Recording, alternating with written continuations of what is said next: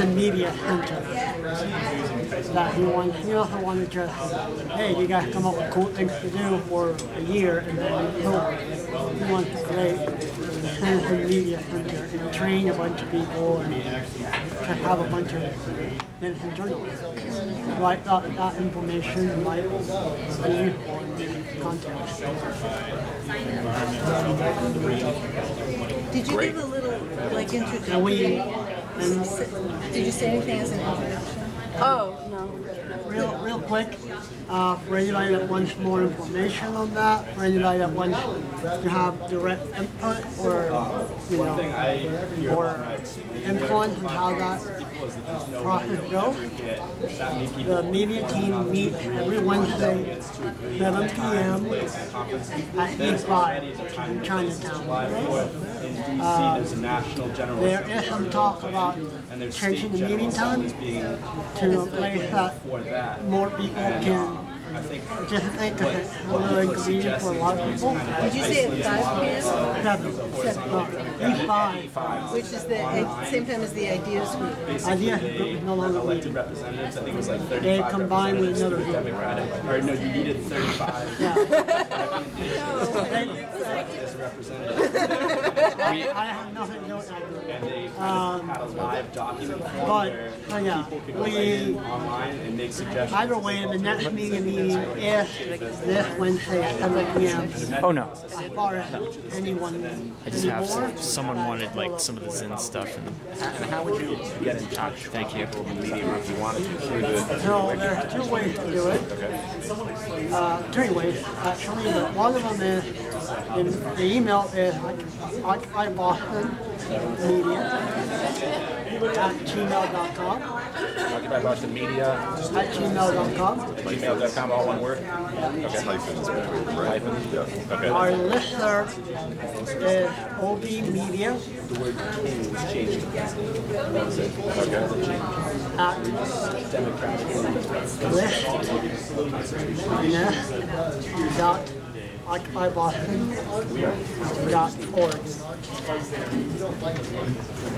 If you don't get a response from any of that, if you should, but if you don't, you can just email me directly. What's your email? M, the number 2, at occupyboston.org. What's your name? Martin.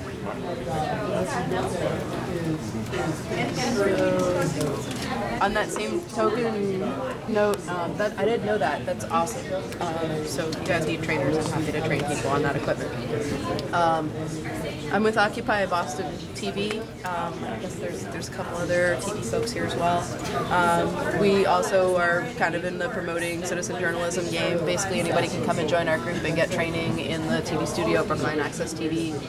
Anybody can be a member of that particular Access TV station. Access TV is a huge resource. It costs the movement nothing. But, well, actually, it might cost you up to $50 to become a member, depending on where you live. Not loud enough? Okay, Access TV is a real resource, so I'm basically promoting that.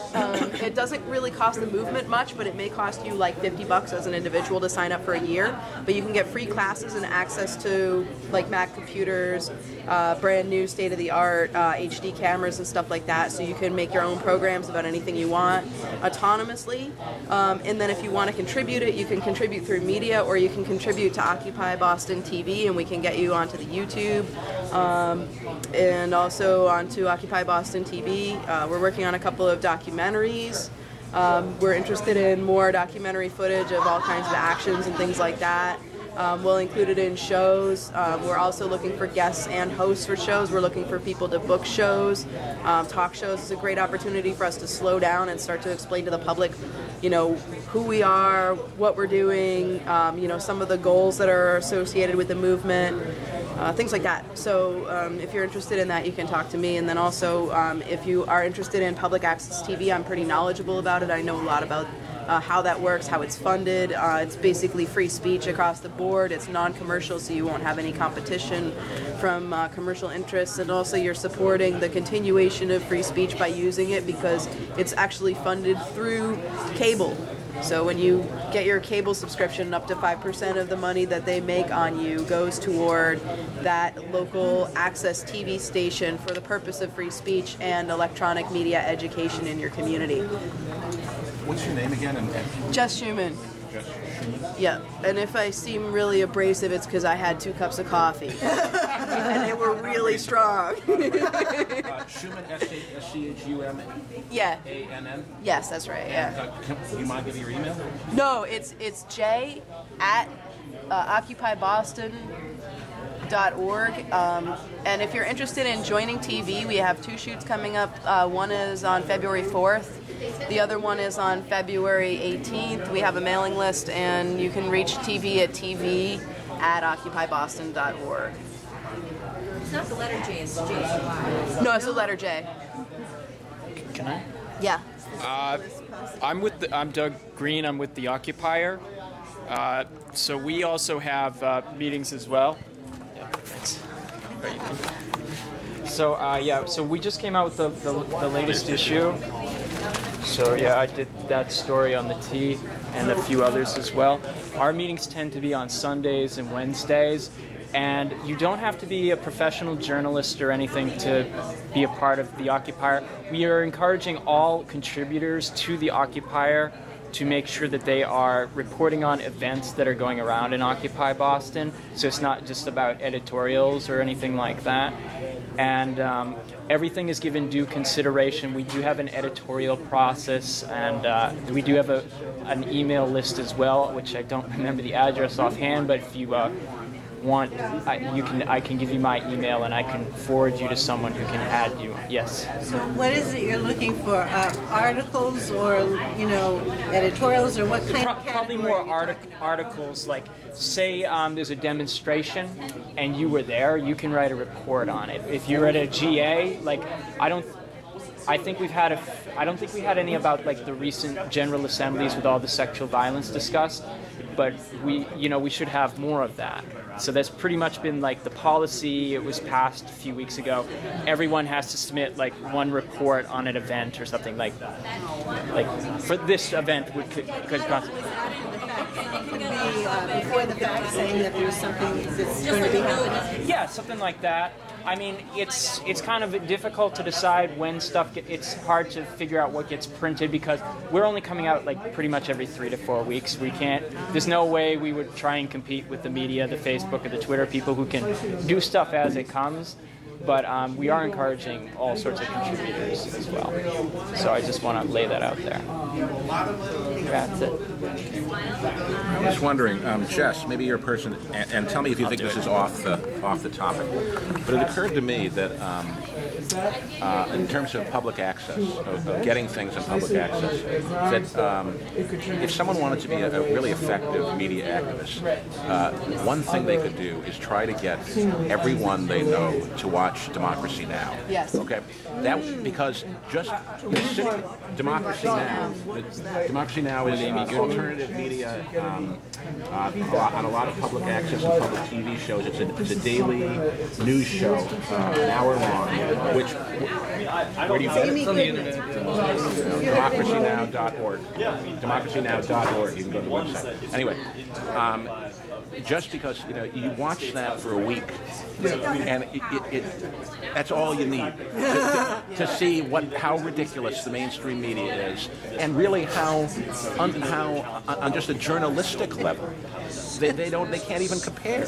I mean, the Democracy Now coverage is more substantive.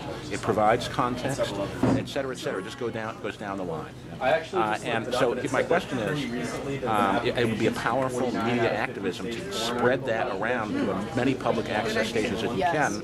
How might one do that? Yeah, what do you think? Well, I would think you'd contact the station and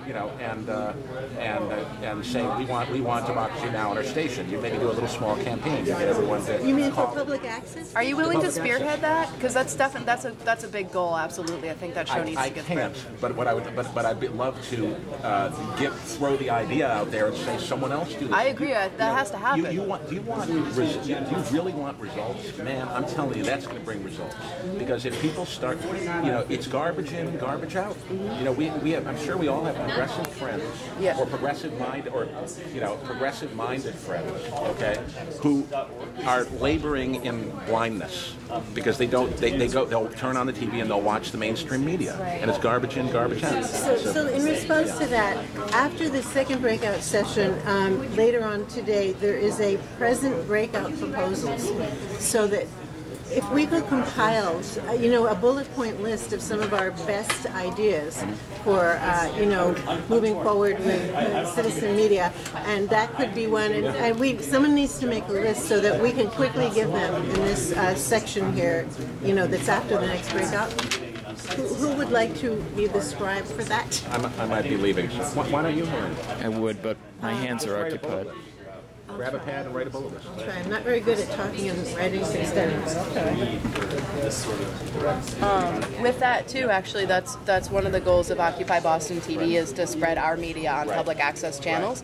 So we have a site set up on a server in Maine, pegmedia.org, that has a bunch of our content, and we're in the process of trying to get a bunch more from Zinn Lecture Series, and then also Occupy Harvard and some other sources for people to download in their communities to air on public access TV.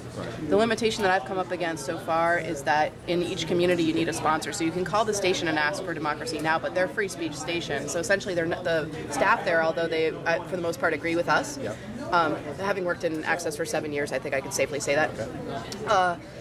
They can't just put stuff on. They need a local sponsor. So the question is, what's the campaign to make that happen? So that's the thing. To be a local sponsor, is that just a person? Be a human in that town. Okay, great. Yeah, and if you need some money to fund your membership in order to get the membership in order to get the show on, that's something that we may need to address. I mean, I don't know what we can possibly do. Maybe we can have a reimbursement program or something through media, like citizen journalism or something. I mean, I'd say TV, but TV has no budget. We're operating on zero. So, and we need a hard drive too. Actually, as far as we are concerned, especially as far as the particular funder is concerned, OB TV qualifies as OB Media. Okay. But you have just as much right to that budget as the people who meet on Wednesday night. Oh, okay. Okay. So we need to talk through that then, because OBTV thus far has been its own working group. So that's probably a separate issue. Maybe we need to have a joint meeting or something. Does anyone have any ideas so that we could tell people, okay, there's the Occupier, there's the media group, there's OBTV. We can't give them all the websites and all that, connection info. So how can we put that centrally where they can find it? We're actually making, because of that same problem, there are websites that actually serve as that. They're kind of For what? For everything? Yeah, there are certain kinds of websites where you can just give someone one address, and when they go, they see... In Occupy, you're talking about certain Occupy websites. No, I'm sorry. There are companies that are being created specifically to solve that problem. So right now we don't have any solution? No, we're creating one. Okay. That is already... So what should we tell people today? What can we tell them If they go about? to the Occupy Boston's main website, In other words, it is called they're called in there. Under working groups. Yeah. Go to, and that's participation and then working groups. If they go to the main website, there's a tab that says media. If you click on that little tab that says media, not even working groups, just media, it'll give you everything. Including OBTV? I have no idea. Yeah, we have. I have personally advocated every form of media that Occupy Boston has, and You're putting it fairly broad in my definition of what media is. So I think it would be good if, all right, we clarify this later. Okay. One more thing I think you should add is I'm also part of the Zinn Lecture Series where we've had Noam Chomsky, Gary Lewis, and all of them show up, and we have the Zinn Lecture page as well where all of this has been recorded, which is zinnlectures.wordpress.com. So you can also find that information. I believe almost all of it has been added to the Boston Occupy Boston YouTube channel as well. So it sounds to me like people should familiarize themselves with the website, and there's certain key things to go to first on it. So if you could clarify that with me, and I can write it down. I'm going to sound like a jerk, so I'm not going to say it. I'm just going to say go to the website. Just get go to know the website. Just get to know the website. Yeah, I mean, I feel like it's pretty self-explanatory, and if you search enough, you can generally find what you're looking for. But I don't go that often. I use the wikis a lot. That's actually a really good resource. But to go to the wiki, you have to go to the working group and then to the wikis, right? No, I think it's just like wiki.occupyboston.org, and then you can search for whatever you want. And that's a nice sort of organizational tool if like you're looking to contact somebody. Okay. So, one thing we didn't do yet, and I feel like, on the anti-authoritarian tip, we didn't actually talk about why people came to this group and what their goals were. Good comment. I came here because, there are many reasons, but I saw recently in the New York Times, the editor posed a question to readers saying, do you think that reporters should challenge the assertions of the people that they are reporting on, or just provide neutral reporting, just quoting whatever is said? And there was overwhelming feedback that, they should question the assertions that people make. And I thought this was especially telling because there's essentially, I think we all know this, but that the media they take all these opinions and in an effort to try to be neutral, they wind up just propagating these ideas that are completely false, and it's just ways to kind of persuade the public to hold false beliefs or to really just motivate people to become disengaged with the political system because they see so many viewpoints. They're like, oh, I don't even know what to make of it at a certain point just because there's so much just back and forth partisanship, and so it really turns a lot of people off. And I think that's it's important if we want to have a news media that is actually has some responsibility to report on truth and not just let these people whose career it is to deceive people in whatever ways is most advantageous.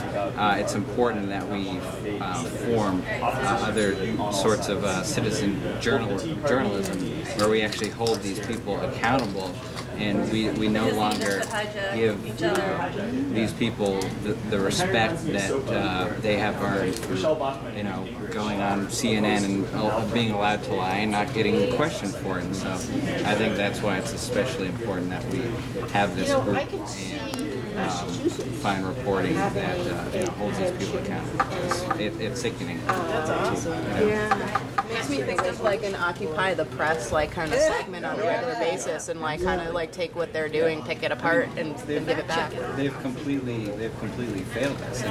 So the issues that are the most important are generally, you can tell what issues are the most important by what is the least talked about. Because money in politics was never a topic of conversation until the Occupy movement. Then I remember 3 weeks after the first Occupy movement, in the New York Times, I saw 3 articles on wealth inequality, and I'm like, wow, how much has the debate changed? And for this whole time period, it's gone unreported, or just the influence of money in our political system has gone unreported because that is the most, that is the essential, that is the root of the problem, and nobody wants to fix it who's actually involved in it. So. The courthouse demonstration against Citizens United that took place yesterday. Yes. It got that much space on page 2 of the Globe this morning. That's all I got to say. Yeah. There was covered on WBUR, was covered on New England Cable News as well. So it did get some electronic media, but you're right. There was a good AP article out of state. There was an AP article? A little bit, I think so. But what can be done about that? We say that's an example. So it didn't get good coverage. So now, after the fact, what do we do about that? Okay. Can we back up for just a second? Because I was really interested in what what you were saying, connecting to something else, and maybe you guys can help out, you media people, on this question. There was this whole thing of the fairness doctrine in reporting, and then the fairness doctrine went away or something. Yeah. And so does that have something to do with why you get all this stenography now? Where, opinion, you get more opinions. Yeah, because with the fairness doctrine, you're required to give equal airtime to different opinion groups. Yeah. So if you're covering a political issue, you have to give them both sides? Yeah, both sides. So-called. But yeah, that got rid of under Bush 1. Yeah. And that allowed for the explosion of first talk radio and then Fox News. Right. And now we've gotten to the point where there's really like no attempt at non-partisan media. Right. Because you don't have to. But so I guess that's a little bit different from reporters not pressing people on issues. Why do you think they not? Well, maybe I think I know. Maybe I'll answer my own question. They're the corporate media. They're not going to maybe ask certain kind of an answer to that, but you want to go? I just would like, after you, that the three people who haven't said anything get to say what they're doing before. So I was just going to say, like, my day job, I actually work in marketing and media. In the past, I worked with large ad agencies and things like that.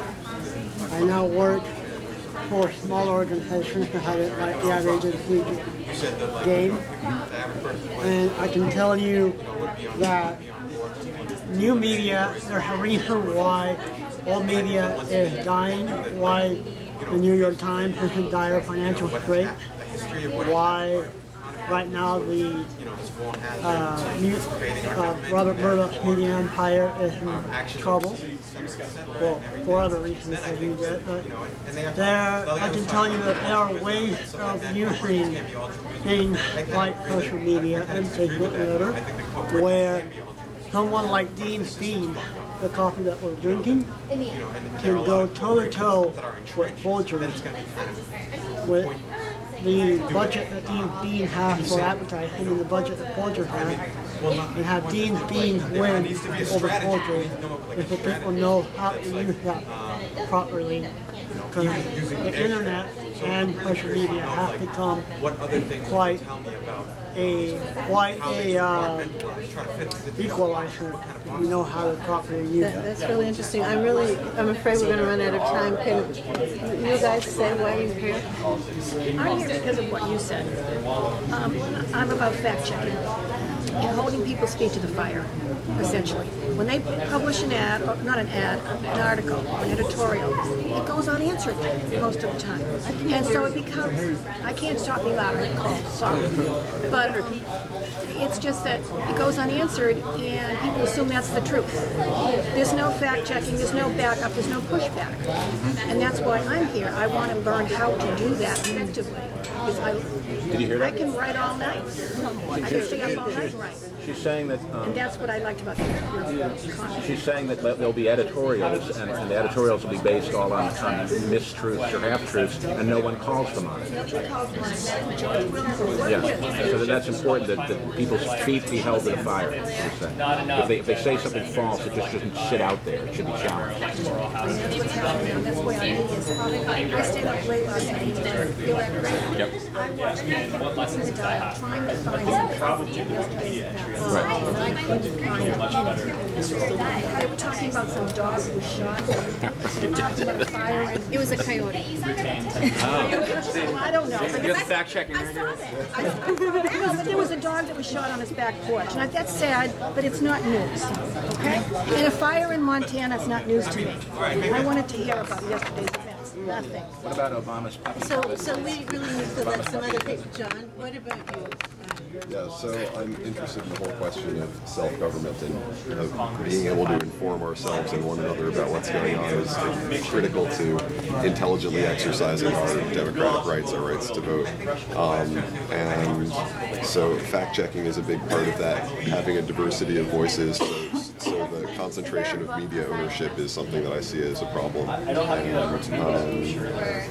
And also, I'm here because I'm interested in what people's ideas and success stories or failure stories are about reaching out and informing people who may be passive about their media intake. So everyone here makes some sort of effort to go and get informed. And we're trying to make an effort to be able to broadcast information that we think people need to have. And how do we do that if our audience either doesn't know that they need to be seeking a better quality of media, or doesn't have the time or the interest to put a lot into getting information. Did anybody read about Senator Chris Dodd, former Senator Chris Dodd, who's now head lobbyist to Jack Palente's place for the motion picture industry? Yeah. So he's all wired up about the fact that they stopped Soapbox and Piper right now. He was so upset and angry. He was stunned. He said, we've never seen anything like this before. And 13 million people signed petitions. 3 million contacted Congress. Can you believe that? They didn't know what to do. They didn't know how to respond to that. This is why I'm here. We have power in our pens. Yes.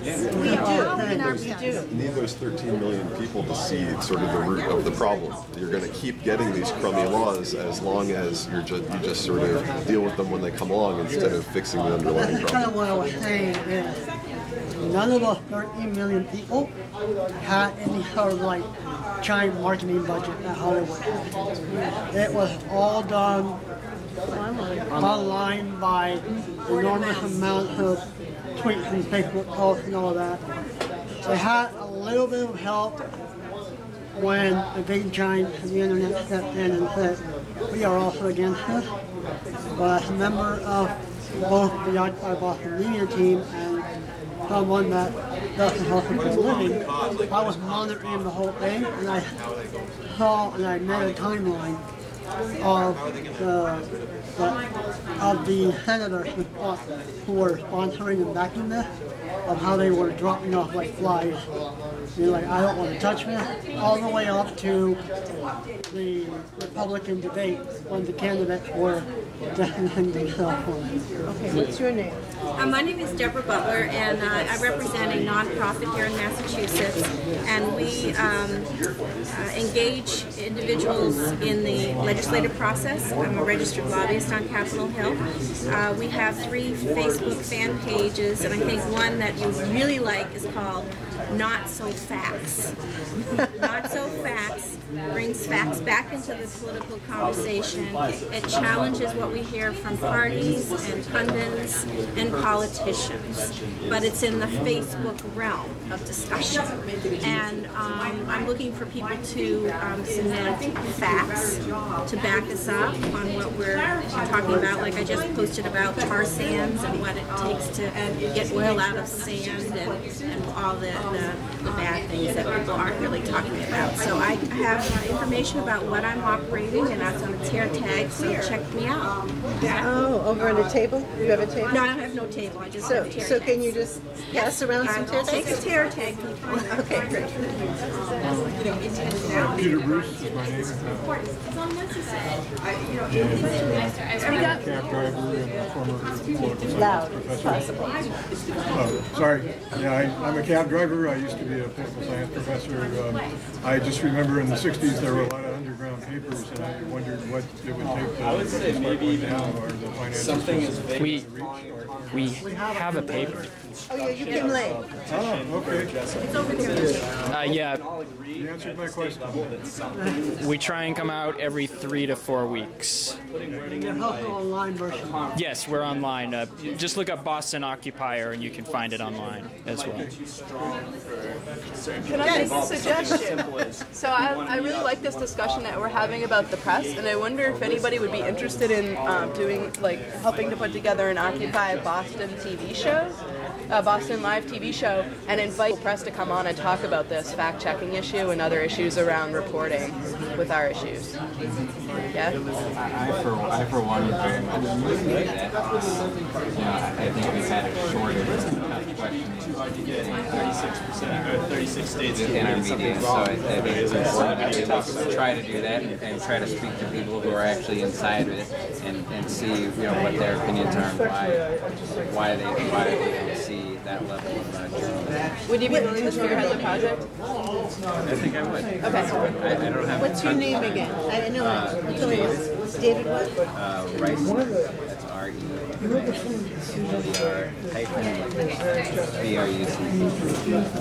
Yeah. And can you provide your contact information?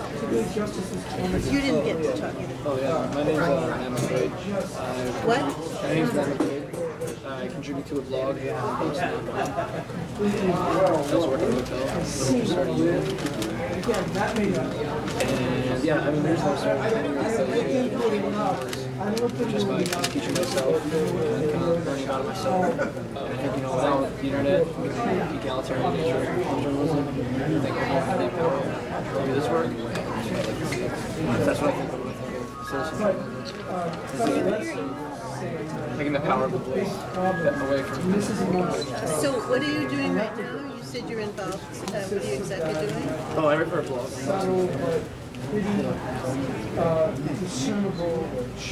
What's the name of the blog? TNG. GNG. And what's the topic? A lot of it is like stuff from some of it's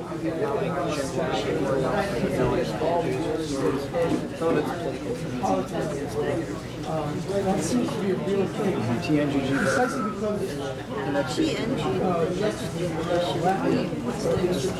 Oh, the next I have an idea for a bullet point. What someone was just saying about how. Hey everyone, I just wanted to really announce. So we're waiting for the pizzas. They should arrive.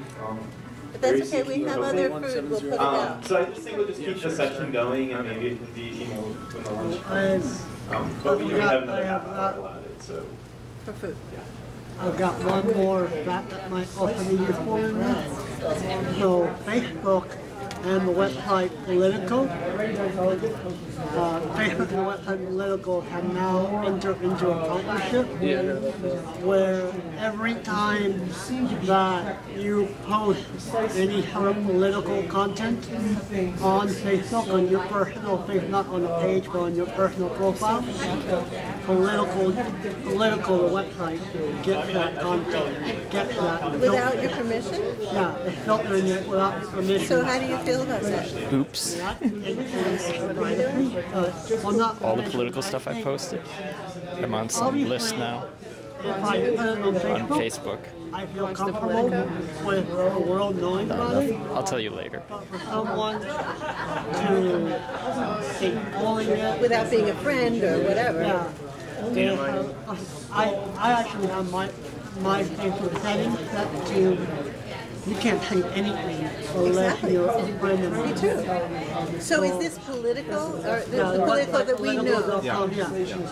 And they're analyzing it so that they know what the country's political thinking. It has good sides and bad sides to it. Anyway, my point for bullet point was just what was your name again?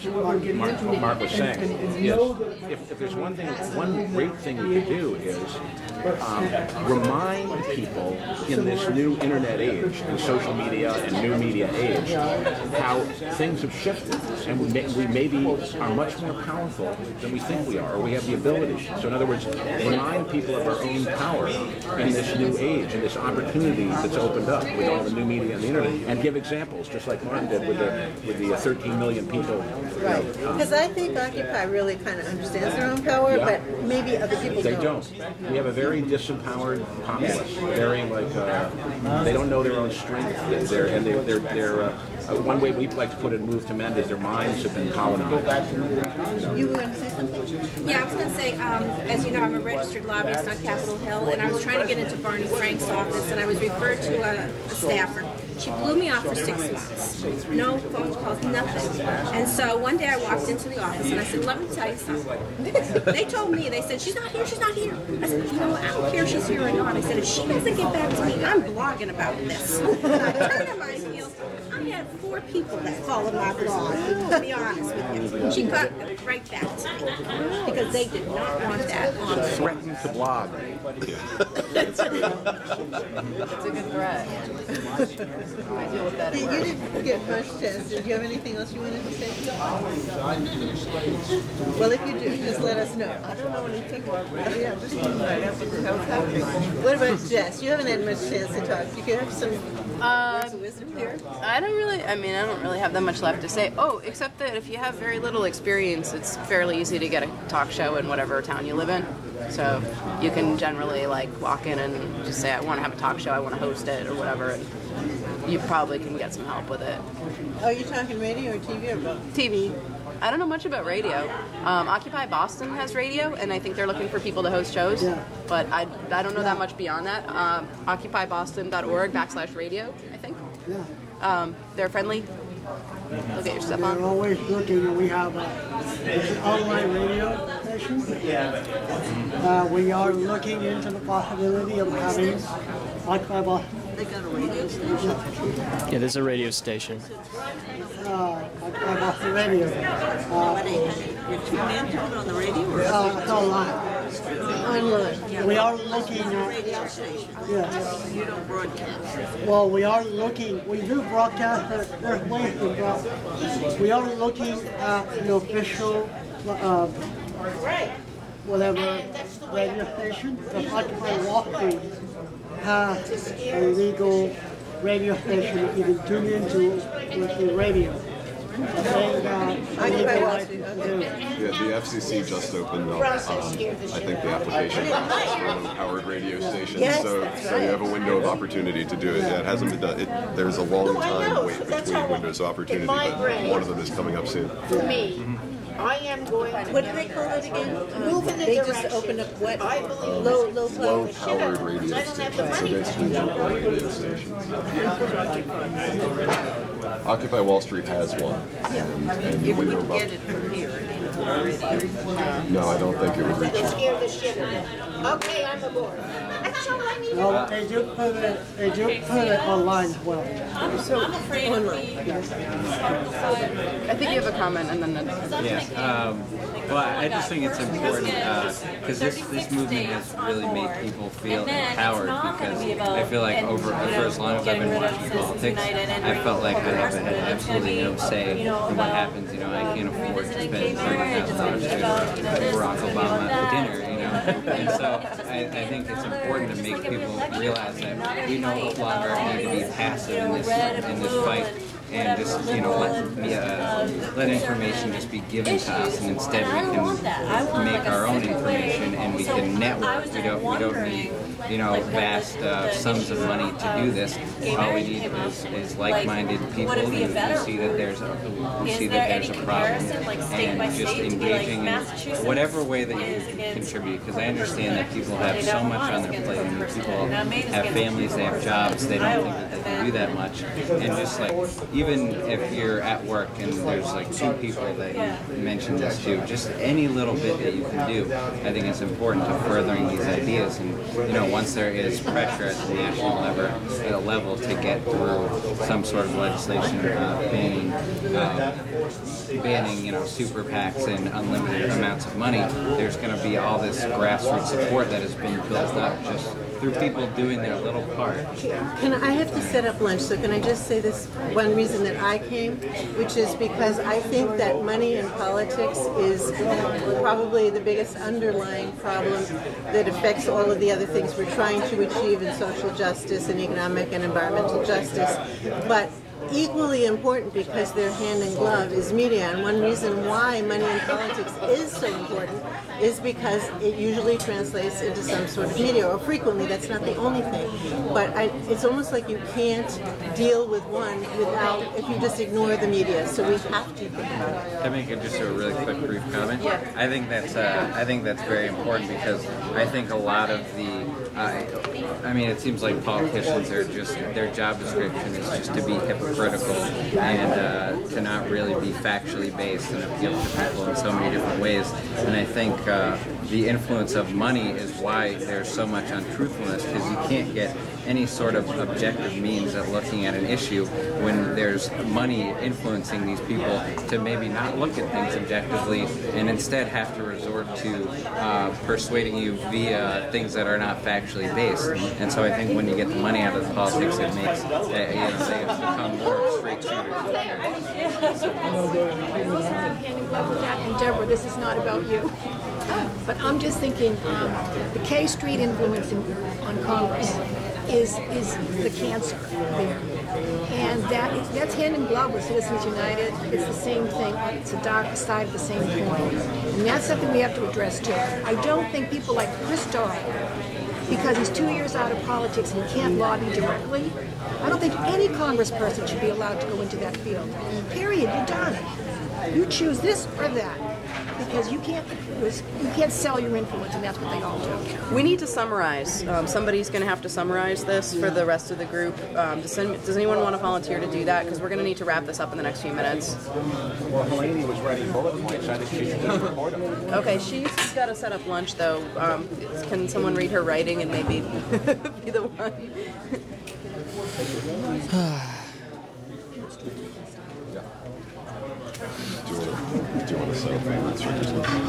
Does anyone else want to sign up for TV? We have 2 shoots coming up on the 4th and the 18th of... Okay.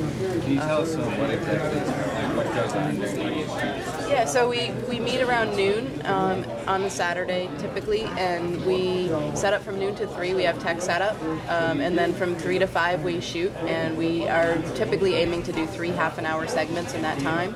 Then from 5 to 6 we break down the studio and we meet and have a follow-up and figure out what our next steps are. So what are the shoots for? Like, do you have specific issues that you're... Yeah, we plan ahead, so we have guests that come in and either, it's usually, it's somewhere between 1 and 3 guests and a host, and it's sort of like a panel discussion on whatever the topic of the day is. So we've done shows on the street working group and the actions that they're taking, housing crisis. We've done shows about, we did a show about Citizens United a couple weeks ago. And we also looked at Occupy the Burbs. So like we've done, it's usually very specific topics, specific guests, and it's planned ahead so that the guest knows what the questions will be and that kind of thing. So future shows, I'm not really sure, but I think FSU might do one, and I'm not sure what else is coming up potentially. And then the documentaries are sort of like more topic oriented. A couple of our members are working on a documentary about the Angola 3 who've been in prison for 40 years in solitary confinement, talking about NDAA and the connection with that. And there's another one about groups in schools, a school group who looked at Occupy and connected it with history lessons that they were doing and documentaries that they made. So it's like kind of a wide range of content, both in like the field content and in the studio content. And it's citizen media, but we sort of stick with the media strategy, which is we don't represent Occupy Boston. Like we won't form opinions in the name of Occupy Boston, but we'll ask questions. So it's very the model is inquisitive.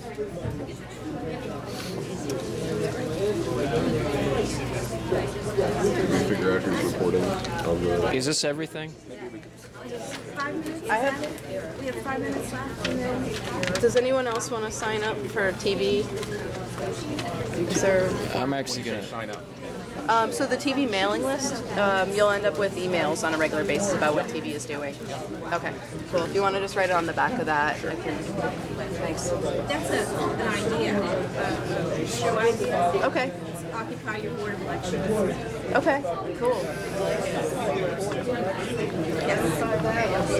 Oh, okay. Well, fine. We have several programs. One of our other